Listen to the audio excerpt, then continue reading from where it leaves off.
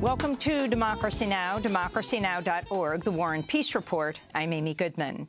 More Senate Republicans have backed Majority Leader Mitch McConnell's pledge to block any nominee President Obama chooses to replace Justice Antonin Scalia.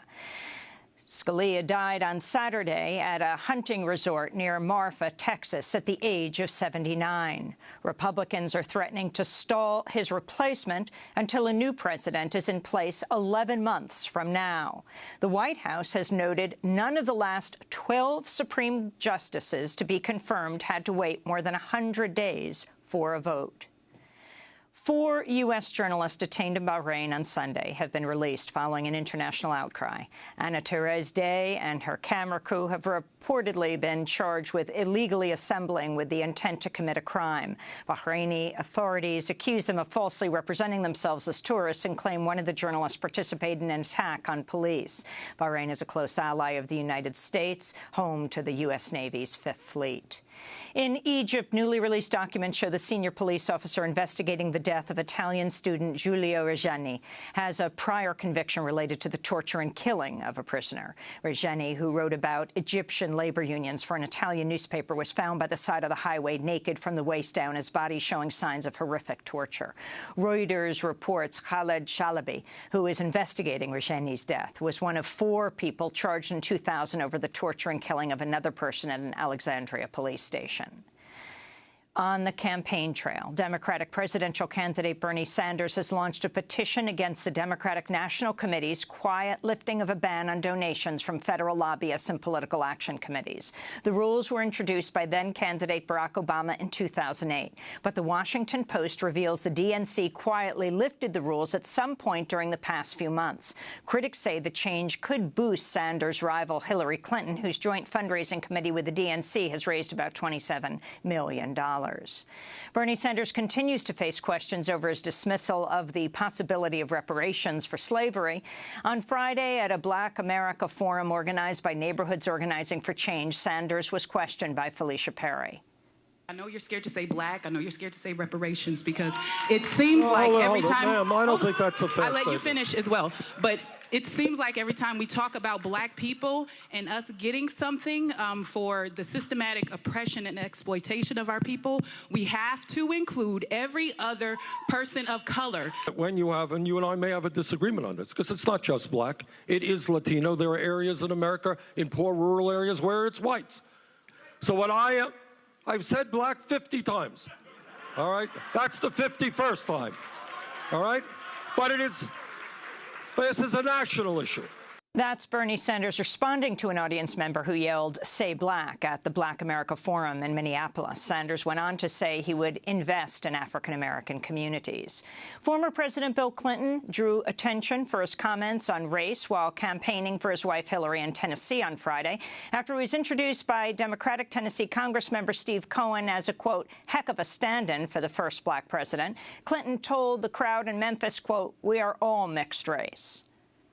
We learned that unless your ancestors, every one of you, are 100% from sub-Saharan Africa, we are all mixed race people. Another Hillary Clinton supporter, civil rights icon, Georgia Congressmember John Lewis, has walked back his comments on Democratic rival Bernie Sanders' involvement in the civil rights movement. Last week, Lewis said of Sanders, quote, "I never saw him. I never met him." Lewis later said he did not mean to disparage Sanders' activism, noting, quote, "The fact that I did not meet him in the movement does not mean I doubted that Senator Sanders participated." Bill Clinton's not the only former president to hit the campaign trail. Former President George W. Bush turned to the spotlight Monday to campaign for his brother Jeb in South Carolina. This is a serious election for a serious job. So please welcome a serious and thoughtful candidate, a good man, a man I am proud to call my big little brother, Jeb Bush.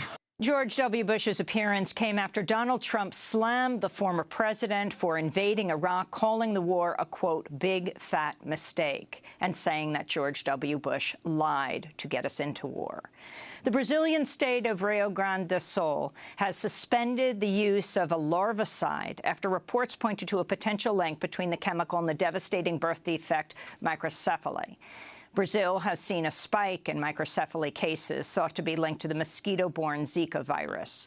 But two health advocacy groups say the spike may actually be linked to the larvicide made by a Japanese subsidiary of Monsanto that's been used to stop the development of mosquito larvae in drinking water. Pope Francis addressed indigenous people in the southern Mexican state of Chiapas, asking for forgiveness over what he called their systematic exclusion from society. Many times, in a systematic and structural way, your people have been misunderstood and excluded from society. Some have even considered you inferior as well. Your values, cultures, your traditions.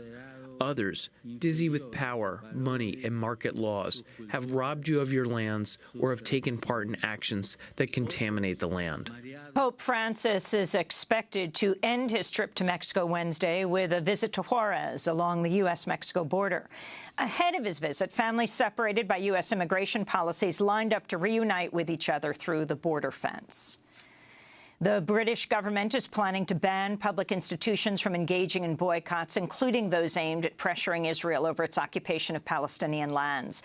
Amidst the growing boycott, divestment and sanctions movement and the global campaign to divest from fossil fuel companies over climate change, Britain plans to ban publicly funded institutions from refusing to buy goods from companies. Labour leader Jeremy Corbyn is among those to criticize the plans, calling them an attack on local democracy. A Planned Parenthood clinic in Colorado Springs, where an anti-choice gunman killed 3 people and wounded 9 others, has reopened nearly 3 months after the attack. The alleged gunman, Robert Louis Deere, has said he targeted Planned Parenthood, quote, because it's murdering little babies. And at the Grammy Awards Monday night, hip-hop artist Kendrick Lamar drew a standing ovation after appearing in prison garb and chains during a medley performance of his songs Blacker, The Berry, and All Right. At the end of the performance, the word Compton, Lamar's hometown, appeared inside a map of Africa. Lamar took home 5 Grammys, including Best Rap Album. Taylor Swift won Best Album, becoming the first woman to win the top award twice. Frequent Democracy Now! Guest Angelique Kidjo won her 3rd Grammy for Best World Music Album. And the hit Broadway musical Hamilton won Best Musical Theater Album. The legendary blind jazz musician Stevie Wonder called for greater accessibility for people with disabilities. He delivered the award for Song of the Year, reading the name off the card in Braille. We need to make every single thing accessible to every single person with a disability. And those are some of the headlines. This is Democracy Now!, democracynow.org, The War and Peace Report. I'm Amy Goodman.